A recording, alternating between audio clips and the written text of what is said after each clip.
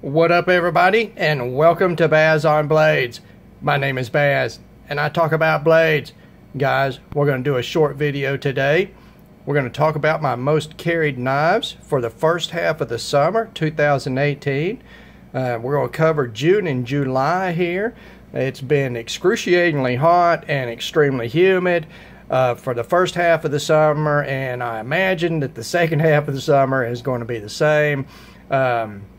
Good Lord, it's been hot and humid. I hope that all of you guys and gals that are watching, your jobs are in the air conditioning.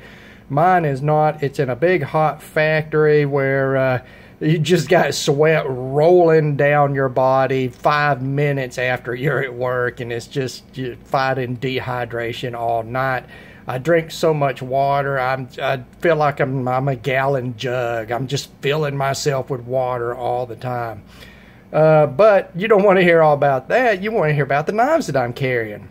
Now, like a lot of knife enthusiasts, I've got my knives that I carry during the week for work, and it's typically, for me personally, I use my beater knives that I don't care if they get dropped or scratched or, heavy use on them. I just, they're knives that are great designs, but they don't cost a lot. They're more easily replaced. And then I've got my weekend knives that are more like jewelry knives. They are fully capable, fully utilitarian, but, more premium steels, more premium handle materials, more premium build, and higher prices. And I typically on the weekend, honestly, my knives, they don't see as much use as during the week. So I carry my more expensive stuff on the weekend. And, let's see. Let's go ahead and cover the weekend type of carries first. And one of the knives that I carry a lot here recently is my Spyderco Paramilitary 2. This is a Blurple S110V version. I did name this knife Prince. I think the reason should be obvious. This is, Prince all over the place right here. This is such a good knife, guys. The Paramilitary 2 is such a good design. You don't need me to tell you about that. If you do, go to my knife review playlist. I've got a review on this knife. I've got a versus video between this knife and the Cold Steel American Lawman. This knife, it jumps into quite a few videos as a comparison piece because it's an industry standard and is such a good design. S110V in the blade steel. You know what? As much as I rotate between knives, I may go my entire lifetime before I have to sharpen this knife. I have yet to sharpen this knife. I've had it for months and months, and it's fairly popular in my carry rotation, guys. Fantastic handle design. I love this translucent purple G10, guys.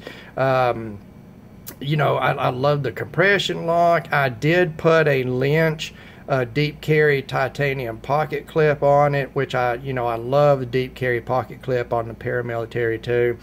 So that was a good investment and addition there. The only thing that I would change about the Paramilitary 2 is the edge radius on the handle scales. That's a very sort of sharp and crisp edge radius, guys, and I think is the only negative about the handle design. You've got these flat slabs and that sharp edge radius, and it does make it feel blocky in the hand. I wish they would go with a much more relaxed edge radius on that, and that would be a huge improvement on the Paramilitary 2. I'm telling you guys, it's a huge improvement. In my opinion, of course. But not to discount the Paramilitary 2. It's a fantastic design, and I carry it a lot, guys. All right. The next knife I carry is a little more tactical, but it's still premium in its ways, and I carry this knife a great deal on the weekends too, and that is the Cold Steel Recon 1. And the flat ground clip point blade profile in CTS XHP OD Green G10. Guys, there are certain designs from Cold Steel that I think, in my opinion, deserve just an ultimate amount of respect. And a lot of times they don't get that because Cold Steel tends to be a little cheesy sometimes. And then they make some business decisions that are sort of questionable. But you cannot discount this knife in any way. This is a big, full-on tactical folding knife, one of the strongest locks ever created or ever used in a production knife, if not the strongest, guys. I have absolutely 100% confidence in the Cold Steel Triad lock. Yeah, it's a little more clunky to use than your common bearing flipper titanium frame lock knives. It's not a fidget toy, although I have no issue opening and closing this knife one-handed at all. To me, it is definitely a one-hand knife, hands down. There's no issue at all opening and closing this knife one-handed. But I love that clip point blade profile. I love that high flat grind, nice thin slicey edge, great blade steel. Cold Steels typically come with an edge grind that is second to none. They come so sharp from the factory, and yeah, they cut so well, guys. You know what? I love their Course G10. I love it personally. A lot of people don't like it. You know, and everybody's entitled to their opinion, of course. I'm not here to tell you how to think about anything. I'm just here to give you my opinion on stuff. But I love that Course G10, guys. And I want you to take a look at this. See the radius here around the edge of that handle? Let's pull Prince back out here and take a look at the difference, guys. You see how sharp this radius is and crisp, and how open and soft this radius is? This handle is more comfortable in the hand when you just consider the radius. And I'm not talking about the profile or the shape, because everybody's hands are different shaped, and some work better and some work, you know, don't work at all. And both of these are great designs. But that softer radius around the edge keeps these flat scales from feeling blocky, but it keeps them flat. Okay, you still got a huge flat section to keep that knife from twisting in your hands, but you've got this fantastic radius around the edge that just makes it more comfortable, at least to me, than the PM2. And you know what? I love this knife. I carry this knife a lot. If I think I'm going to have a more active outdoorsy weekend, that's the folder that goes into my pocket, guys. It's just hands down. There's no competition there out of my collection, at least. The Recon One design, whether you prefer the clip point, the spear point, or the Tanto, is just such a good design, guys. Now, the next one that I've been carrying a lot is the Bestech Paladin. You know, I'm still saying, in July, I'm still saying this is my 2018 budget knife of the year. We still got half of the year here, just about, to see if anything else comes out that knocks it off of that knocks it off of that position. But right now, this knife is my budget knife of the year. I love that blade profile. That is such a beautiful blade profile. It's aggressive looking. I mean, it's a very tactical looking folder to me. This, you know, moderately upswept blade profile with a nice section of flat, a fantastic belly, a tip that instantly catches and pierces with just zero pressure. This knife right here, guys, is a piercer. It's just it'll be fantastic for that. You've got this very high grind. It's nice and thin behind the edge, so it's a great slicer too. It's just, God, it's such a good blade profile, so attractive and still utilitarian and useful. The handle design is attractive and ergonomic, very well done, radiused. The G10 finishing is very attractive. You get the wood graining look as you machine the G10 radially. You go through the layers of fiberglass, and that's it's subtle, but it's very attractive. Some nice mill work here at the front end. Great finger choil. I mean, just fantastic knife. You know, it's a liner lock with a nice heavy lock on it. The liners are inletted, inset, nested, however you want to say it, and they are extensively weight relieved, so the knife's not super heavy. G10 backspacer here. The only thing I would personally change about this knife is the pocket clip. You know, nothing wrong with the pocket clip at all, guys. It's a great design. It's comfortable in the hand. It works real well. I would prefer it to be a deep carry pocket clip, but you know what? I'm not going to argue with this choice right here. It gives you just enough to pinch a hold of to pull that knife out of your pocket. Like I say, it's an overall flat design. It stays in the plane of the handle parallel to it. You know, so you don't have a tip sticking way up, you know, stabbing into the palm of your hand. So it's you know, it's very easy to use this knife, very comfortable. God, it is such just a, I couldn't imagine ever getting into a knife fight, guys. That's the very last thing I ever want to do in my life. And if I do, I want to use a fixed blade knife, you know. But if I was forced to do it with a folding knife, this knife, at least in my hand, is like lightning. It's a very aggressive martial design. As far as my technique that I use of rotation from a forward grip to a reverse grip, for movement, it rotates very good, very quickly, just a right handle size and length. It's just, and the blade shape is fantastic as far as a fighter goes. I carry this knife a lot, guys. It just makes me feel good. And that's not even taking into account $52. Come on, $52 for D2 ceramic bearings on the pivot and detent. That beautiful G10. It is so well done, guys. Just a fantastic design. Great flipper. Man, that's a great knife.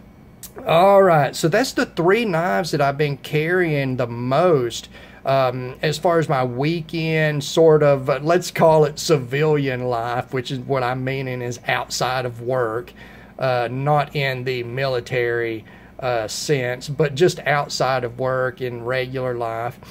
But there is a knife that I have carried more than all 3 of those knives combined, and that's my work knife. And I've carried one knife to work for the last 2 months, every day, day in and day out. I use this knife constantly, all night, every night. I am cutting something with it, and that is my Kershaw Emerson CQC 6K. Guys, this is a $19.99 knife. $20. I use this knife constantly. Right now you can see there's still glue and stuff on the blade where I'm cutting open boxes and stuff. Good gracious, God, this is just such a good design. I'm going to say right now, Zero Tolerance should have done a premium version of this design. If you remember the 0620 and the 0630, the Zero Tolerance Emerson designs, which were fantastic, this knife done in the exact same build with a titanium frame lock and G10 show side scale phosphor bronze bushings, and either, you know, the S35VN or what they're using now, 20CV blade steel, it would have outsold both of those other designs put together because it's a little more compact, it's a little more pocket friendly. it would have been a little lower weight, and it is such a good design, guys. This blade design is just classic. Look at it. It's a saber ground with a hollow ground, sort of drop point with a flat faceted drop here. It gives you a nice tip to use. You've got a nice amount of belly here, a nice amount of flat edge. I wish the grind was a little higher, but it's fairly thin behind the edge because they did use a hollow grind. You know, the handle design, guys, is compact enough. You know, it's more compact than the Paramilitary 2 while giving you, you know, the same blade length, 3.3, 3.4 inch blade length. And it's such a good design, guys. You got this really deep finger choil right here, a nice ergonomic shape, a fabulous thumb ramp here thanks to the Emerson Wave feature on it. And look at the fit of this handle. This is like carrying this knife is like carrying a compact pistol for concealed carry. It is plenty enough handle in my medium to medium, you know, medium to large hands here for a full grip, but I don't have an excess of handle that's sticking out. It's not bulky or too long in any way, but it is hand feeling, and the curves, the drop in the butt end, this handle is just so comfortable, guys. It is of all the Kershaw Emerson models, this is the only one that I would consider buying. I don't like any of the other models. I actually don't like any of them in any way whatsoever, but I love this design. For the money, I could highly recommend this for a beater user knife. Yeah, HCR 13 MOV for the blade steel. We all know the shortcomings of that. But as you can see, I did put a sort of semi-mirror edge on it on the KME. You know, and it cuts real well, that hollow grind, guys. It cuts real well, no problems with that. And you know, it's a little heavy for its size because it's a stainless frame lock. Would I like it to be titanium? Well, yeah. Who wouldn't? That'd make it quite a bit lighter, but you're not going to get that for $19.99. And really, the only thing I don't like about this design is I wish the pocket clip placement was a little deeper. There's plenty of room here. If they would have just modified that angle a little bit, they could have come up another 2 millimeters on the pocket clip depth here, and that would have made a huge difference. It's a good pocket clip, but you know, it's such a good utility knife, and I carry this knife more than all of my other knives put together right now. It's in my pocket Monday through Friday, guaranteed, guys. I love that knife. And so that's what we've got, June and July, guys. What do you think? You know, it's a good spread of knives that give you you know, some very distinct, very well done designs, extremely good builds. Even in this cheaper Kershaw Emerson, the design is so good that you are willing to just totally overlook the lower end materials and you know, the slightly heavy weight on it. I enjoy carrying all these knives, guys. And really, if I got pocket checked by somebody, which is highly unlikely in East Tennessee, in the little town that I live in, I would not be embarrassed to pull any one of these knives out, even that sub $20 Kershaw. They're just such good designs. All right, guys, there you go. June and July 2018, Baz on Blades, most carried. Like I say, I enjoy every one of these knives. I hope you enjoyed this video. As always, thank you for watching. God bless all of you, and we will talk to you again.